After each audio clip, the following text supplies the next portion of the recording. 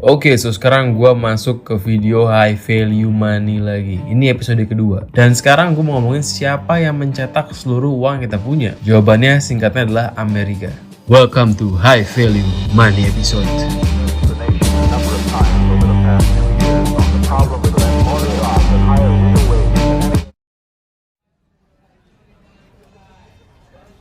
Bukan orang Amerika tapi segelintir orang, sebuah organisasi bernama The Fed, The Federal Reserve. The Fed adalah kalau di Indonesia itu Bank Indonesia, bank sentral, banknya negara, bukan bank swasta ya. Lucunya, The Fed ini bukan kepunyaan negara Amerika.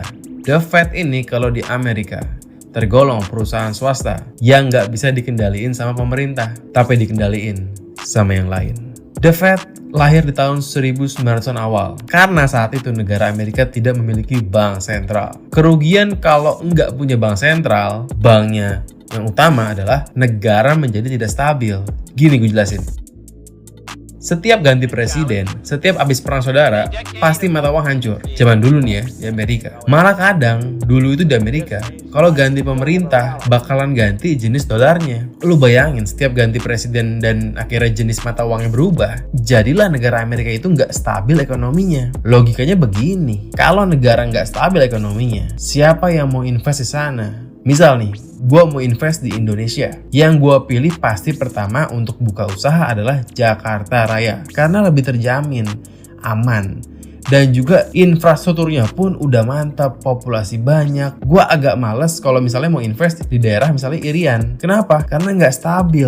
Ada OPM di sana. Sering ada huru hara. Gue takut untuk invest buka usaha di sana karena takut bisnis gue kenapa-napa. Itulah yang terjadi di Amerika saat itu. Nggak stabil ekonominya, ya nggak bisa maju. Karena nggak banyak yang mau bikin usaha di sana. Yang bikin negara maju itu bukan karena presidennya siapa. Presiden itu efeknya itu secara nggak langsung. Yang secara langsung bikin negara maju atau enggaknya adalah bisnis rakyat. Kenapa? Karena semakin banyak orang yang bikin bisnis, entah asing maupun lokal, yang penting bisnisnya di Indonesia, itu bagus buat negeri ini. Kenapa? Karena yang makin banyak bisnis, makin banyak lowongan pekerjaan. Makin banyak lowongan pekerjaan, ya orang-orang makin punya pendapatan. Makin banyak pendapatan, makin banyak orang belanja. Kalau nggak punya duit kan boro-boro mau belanja, makan aja susah. Makin banyak orang belanja, makin maju bisnis karena dibeli sama orang-orang. Ini menjadi sebuah the circle of life. Makin maju bisnis, makin banyak lowongan pekerjaannya. Kemudian karena makin banyak lowongan pekerjaan, makin banyak pilihan dan demand, permintaan terhadap pekerja ini tinggi, ya gaji bakal naik. Logikanya begini, saat bisnis ini maju, pasti dia tuh bakal nyari orang lagi buat join ke bisnisnya, buat kerja. Dan kalau banyak bisnis itu maju, ya akhirnya semua perusahaan ini bakalan buka rekrutmen, yang artinya demand untuk nyari pekerja itu bakalan banyak dibanding supply-nya. Akhirnya itu bakal menyebabkan yang nyari pekerja berusaha sebagus mungkin nawarin salary, nawarin gaji. Inilah yang menyebabkan gaji bakal naik. Dengan gaji naik, orang bakal makin makmur. Coba lo bayangin, kalau bisnis cuma sedikit, boro-boro gaji tinggi, udah ada kerjaan juga syukur. Coba lihat zaman COVID, semua bisnis banyak yang tutup. Orang akhirnya nerima pekerjaan, nggak lihat gaji, yang penting ada. Begitulah rantai ekonomi, the circle of life. Tolong dipahami, mungkin agak sedikit bingung, tapi ini mesti dipahamin supaya paham kenapa bisnis itu tulang punggung bangsa. Balik lagi, karena banyak ketidakstabilan di Amerika, akhirnya lahirlah Bank Sentral The Fed yang tugasnya itu menstabilkan mata uang agar saat krisis maupun perang maupun ganti presiden, uangnya tetap sama, yaitu uang cetakan The Fed. Dengan begitu, ekonomi Amerika menjadi lebih stabil dan banyak investor yang mau buka usaha di Amerika karena lebih aman. Indah bukan? Mulia bukan? Sayangnya kekuasaan The Fed terlalu absolut, karena cuma dia yang berhak nyetak duit buat negara. Nggak ada saingan lain. Ada sebuah quotes, power tends to corrupt, absolute power corrupts absolutely. Setelah The Fed berdiri pun tetap ada krisis, malah luar biasa besar, yaitu pada tahun 1929 The Great Depression di Amerika. The possible misery of helpless people gives me more concern than any other trouble that this depression has brought upon us. Di mana banyak banget orang kehilangan pekerjaan dan makan aja susah. Zaman itu orang tuh mau ngambil duit di bank ya.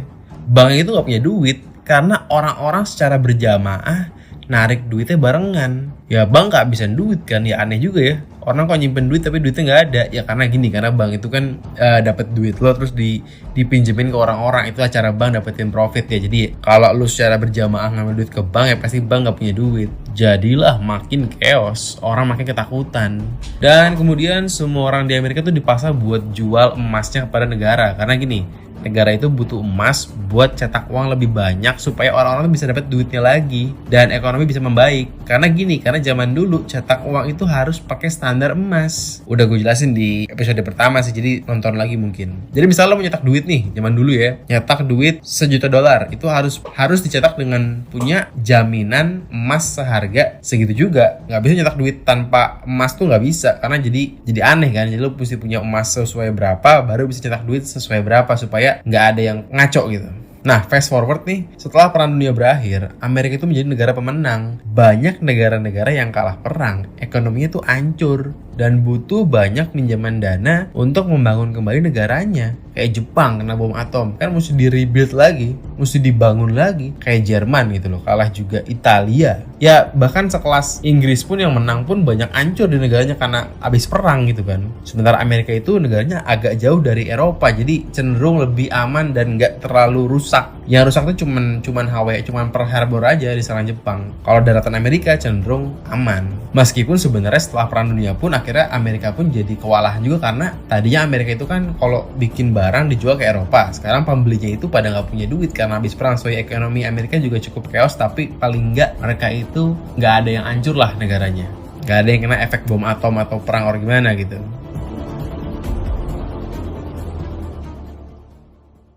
Nah, karena Amerika ini bisa dibilang yang paling maju ekonomi saat itu dibanding yang lain, Amerika ini jadi orang yang minjemin duitnya banyak ke negara-negara lain. Disinilah tempatnya Amerika itu menjadikan US dollar itu menjadi mata uang yang mantap, yang kuat, menjadi mata uang dunia. Karena Amerika sering minjemin duit ke negara lain, jadilah semua orang itu dapat USD. Dan jadilah dolar itu kuat. Kenapa? Karena ya yang minjem itu kan harus balikinnya dalam bentuk dolar juga kan. Nggak bisa dalam bentuk yen. Nggak mungkin Indonesia ngutang dolar ke Amerika dibalikin pakai rupiah tuh impossible gitu. Dan ya nggak mungkin juga Indonesia ngutang ke Amerika minta rupiah tuh nggak mungkin juga, karena Amerika punya dolar kan. Jadi siapapun negara yang ngasih utang ya ngutanginnya pakai mata uang negara dia. Jadi ya karena banyak yang minjem nih, kedepannya juga setelah itu banyak negara yang butuh dolar buat bayar utang ke Amerika. Hukum supply and demand, semakin banyak yang nyari dolar, ya semakin mantap dan berharga itu dolar. Kalau mata uang yang nggak ada yang nyari, misalnya mata uang Zimbabwe nggak ada yang nyari, yang nggak ada yang butuh, ya makin hancur lah. Singkatnya begitulah cara US dollar menjadi mata uang dunia. US dollar itu terjamin nilainya ditukarkan dengan emas. Bisa dibilang emas itu dolar, dolar itu emas. Cuma anehnya gini, pas perang dingin tahun 60-an, sama Uni Soviet, kok Amerika itu duitnya nggak habis-habis. Dia bikin proyek-proyek sinting yang ngabisin duit triliunan. Salah satunya adalah proyek ke bulan. Kenapa Amerika bikin proyek ke bulan? Ini mungkin bisa gue jadiin di episode lain, karena ini panjang kalau gue jelasin di sini kenapa dia tuh bikin project impossible ke bulan. Apa sih untungnya gitu? Negara-negara lain tuh bingung, kok Amerika banyak banget duitnya ya? Kata negara lain, lu beneran gak sih cetak duit pakai standar emas? Apa jangan-jangan selama ini lu cetak duit pakai dengkul?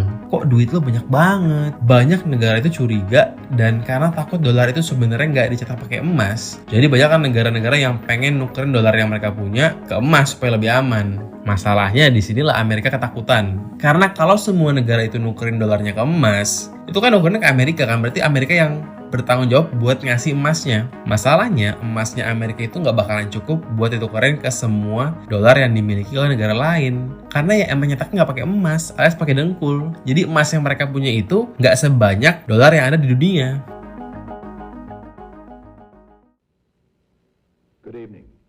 Tanggal 15 Agustus 1971, Presiden Richard Nixon ngumumin bahwa mulai sekarang secara sementara dolar akan dicetak tanpa gold standard, supaya negara-negara lain itu nggak bisa nukerin dolarnya ke emas, supaya nggak chaos. Ya ngakunya sih sejak tahun 71 mulai nyetak duit nggak pakai gold standard, padahal sebenarnya mah udah sejak dulu. Dan Nixon ini bilang cuma sementara, tapi sekarang udah mau 50 tahun masih juga begitu. Cetak uang modal tinta. Ini nggak adil.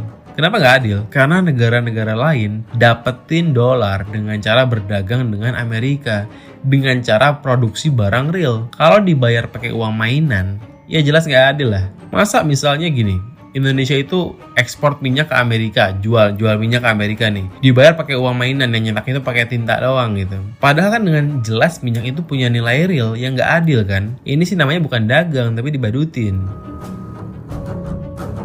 Nah, sejak itu The Fed terang-terangan nyetak duit modal tinta, karena kan udah diumumin kan sama Nixon. Nixon ini juga sebagai info dia merupakan presiden setelah era Kennedy. Jadi Kennedy meninggal ditembak, ada penggantinya sementara, terus abis itu baru Nixon. Ya mungkin bisa dibilang Kennedy ini kurang akrab lah sama penguasa gitulah, dan akhirnya Nixon yang lebih akrab. Kurang lebihnya begitulah, mungkin di episode lain. Ya sejak itu The Fed terang-terangan nyetak duit modal tinta, dan negara-negara yang diutangin pun dipaksa untuk mengikuti standar banking Amerika. Ya karena pas ngutang itu kan pasti ada perjanjian kalau lo ngutang, lo itu harus ya gue dikte sedikit lah, lo itu harus gue dikte sedikit, lo itu harus nurutin aturan gue sedikit lah untuk merubah kebijakan-kebijakan lo supaya lebih cocok sama negara gue gitu. Jadi bayangin aja gimana powerfulnya Amerika ini ngutangin modal dengkul, terus ngedikte kebijakan negara lain nggak pakai modal gitu loh. Jadi bisa dibilang ngejajah negara lain nggak pakai modal gitu. Dan ada juga inflasi, efek dari nyetak duit terang-terangan. Ini udah gue bikin di episode pertama. Nah, fast forward ke tahun 2008, ada kegagalan KPR rumah, cicilan rumah nih terbesar di Amerika, yang nyebabin negara ini tuh hampir bangkrut.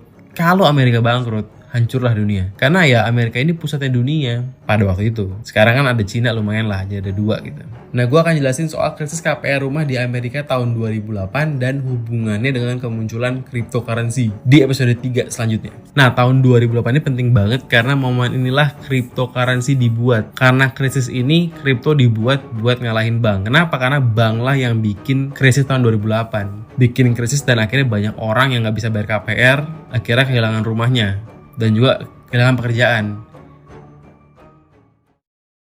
Ya oke, cukup panjang episode kedua ini. Emang kalau ngomongin high value money itu harus panjang banget ya supaya bisa dimengerti. Ini pun sebenarnya kurang panjang gitu loh. Kenapa menurut gua kita itu harus tahu tentang sejarah-sejarah kayak begini?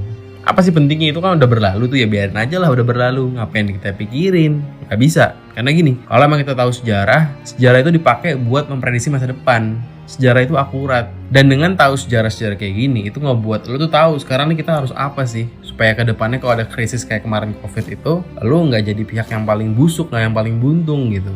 Ya orang-orang yang nggak tahu harus invest dalam bentuk apa, yang akhirnya nanti bakalan buntung nanti di tahun krisis selanjutnya. Ini nggak bakal jadi krisis terakhir di COVID ini, pasti akan ada ke depannya krisis-krisis selanjutnya. Kenapa? Karena emang ini udah sejarah membuktikan selalu ada krisis dimanapun, setiap zamannya. So ya kita harus siap-siap, dan dengan mengetahui sejarah kayak gini itu penting. Sejarah kayak gini bukan berarti konspirasi, no. Konspirasi itu bukan berarti sebuah kebohongan kan. Konspirasi dibilang konspirasi, cuman biar kelihatan lebih bohong aja gitu. Jadi apa-apa dikit-dikit itu dilabelin konspirasi supaya kalau lo denger yang namanya konspirasi, otak lo itu langsung nolak dan dengan bilang ya ini konspirasi, bohong ah gitu. Padahal sebenarnya belum tentu bohong kan. Why not lu research dulu gitu. Dan intinya penting buat tahu untuk kita bisa prediksi masa depan. Karena ya itulah sejarah digunakan buat prediksi masa depan untuk keselamatan diri lo juga. Ada sebuah quotes yang gue suka banget. Quotesnya adalah, dunia ini adalah konspirasi. Konspirasi adalah dunia ini. Coba lo pikirin tuh apa artinya, komen di bawah.